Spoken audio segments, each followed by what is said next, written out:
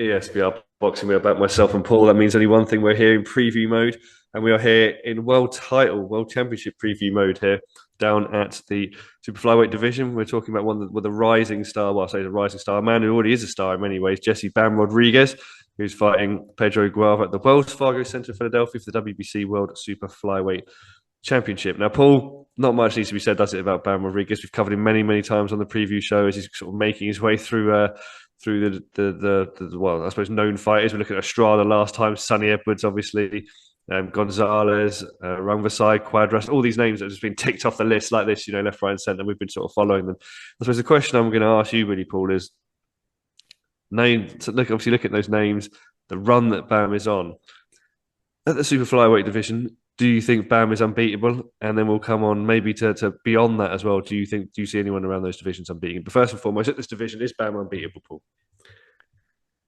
Thanks, mate, for having me on. I think it's super flyweight, 115 pounds. Yeah, I don't see anyone that beats him. To be honest with you, I mean, I was kind of sitting almost in awe there as you were reeling off those names of the fighters that he's already beaten and stopped a large portion of them as well at just 24 years of age. Do you know what I mean?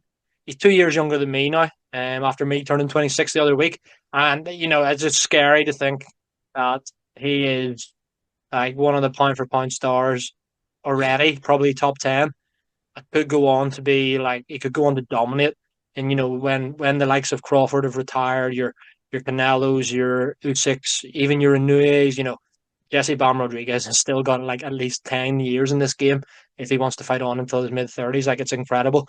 You know, Quadras. It's a good win. But it's funny because that's a really good win. But in the grand scheme of his wins, it's not even. Just shows you how good he is. Like Rungvisai, unreal win. Sonny Edwards. I mean, I gave Sonny Edwards a real chance and can't remember. I think I might have actually picked Sonny Edwards to win that fight. And yeah, look at the way he dealt with him. And then, Estrada, who had been looking around the upper echelons of the pound for pound lists for years, and he absolutely destroyed him. Like he's maybe as close. I think he's definitely unbeatable at Superfly. I'm not going to say anyone's unbeatable forever. They probably will reach a point where they're, like we discussed with Inoue plenty of times, where if Inoue, for example, was to go up to featherweight, super feather, lightweight, he probably would meet his match. The same can be said for Jesse Bam Rodriguez. He is only 5'4". So if you're throwing him in against, I don't know, well, he's super fly now, you put him up to featherweight against, an Espinoza at featherweight who's 6'1". Is he unbeatable then? I don't think so. I don't think any man is, but definitely in these lower weight divisions, he's already become world champion at flyweight and super flyweight. I would I would back him to win a world title at bantamweight. However, there would be obviously some interesting fights there with Mike Nakatani or whatever. But yeah, it's definitely unbeatable in this division for me.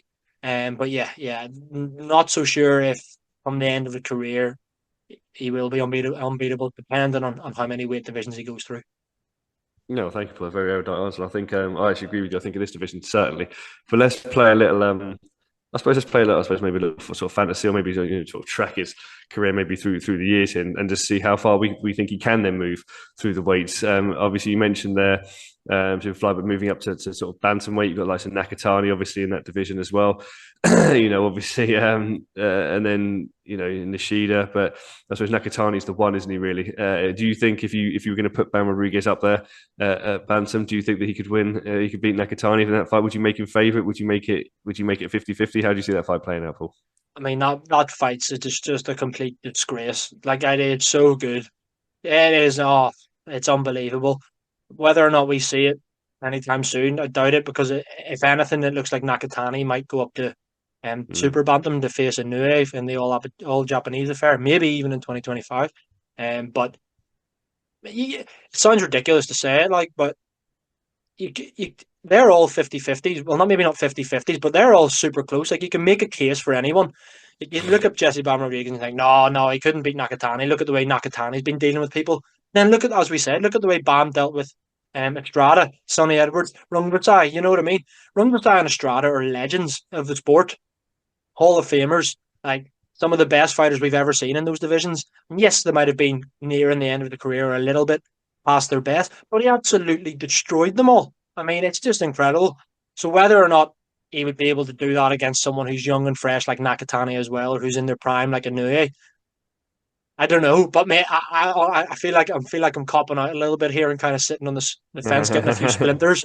I don't want to give you a definitive answer, but like you you couldn't with authority say, oh yeah, Nakatani would definitely knock out Bam, Yeah, because yeah, even if you were of the belief that he would knock him out, you cannot say that with 100% confidence. There would be a little bit of doubt in your head because you know what Bam has coming back. So, mate, I just hope that we get all of these fights and that he does move through the weights. As I said, he's not a big man. Like he's only 5'4". But then you look at Inoue, he's not that big either. Nakatani a little bit bigger, but not huge either. They're all fights that can get made, and oh my word, I pray that we do get them because that would be incredible. Well, let's just think. Let's focus a little bit on Super Bantam at this stage. So obviously, Nakatani might move up in my face anyway. But let's take Inu out of the equation. I feel it's a bit unfair to ask you whether you think you think that you give up and move a bit Inu. But do you think you could win a belt up at Super Bantam if you leave the likes of Goodman, Liam Davis, I suppose, Akhmedliev, Neary, those sort of names? Do you think would you back Bam Rodriguez to go up there possibly and win a world title if you could move up 2 weights there and do damage in that division?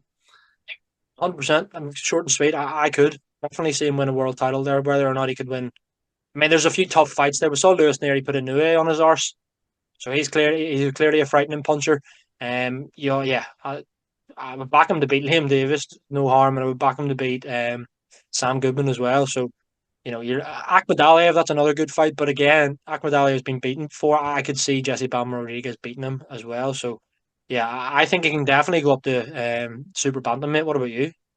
Yeah, I think you definitely got to Super Bantam, but we are going to stop at Super Bantam because I don't want to go to featherweight and ask you whether I don't want to put the words into your mouth and say whether what would happen if he fights Nick Ball, for example. I don't want you to come on film and have to say that Nick Ball might beat him. So we're actually going to refocus back on this fight here.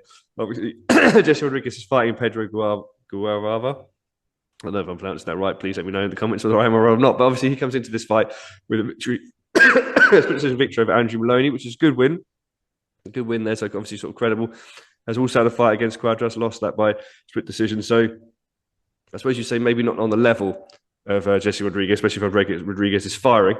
But he's not. He's had 42 fights, 4 losses, never been stopped, 1 draw. So the question I'm going to ask you, Paul, is if you'd like to give us your prediction, but also within that prediction, whether you think Rodriguez will be the first man to stop Guevara here, or whether you think Guevara will see the bell.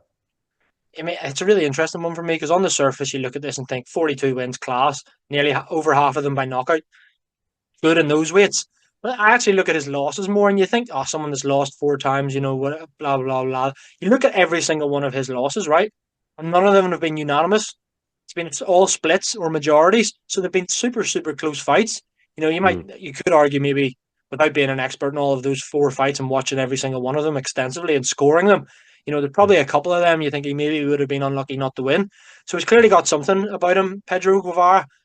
I just think Jesse Bam Rodriguez is a superstar. He's on another level.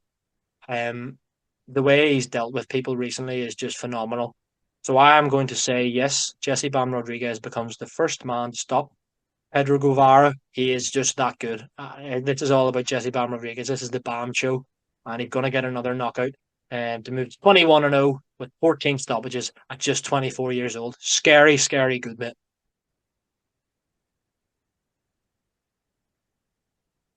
And you know what? You might have heard it here. If Ben Rodriguez stopping, to be perfectly honest with you, I mean, I'm not going to predict a round. I'm actually going to say second half of the fight, though. I think Rodriguez might take his second half and then stop him. But I do think that the KO is coming, and I agree with Paul as well. Obviously, and everyone obviously knows, fantastic, phenomenal fighter, phenomenal talent. Sadly, that's all we've got time for. But let us know, obviously, in the comments whether you agree or disagree with this. Like and subscribe to the channel. We have all your boxing needs under one roof. Paul, as always, thank you very much for joining me, guys. As always, thank you very much for watching. We look forward to this one, and we'll see you again soon.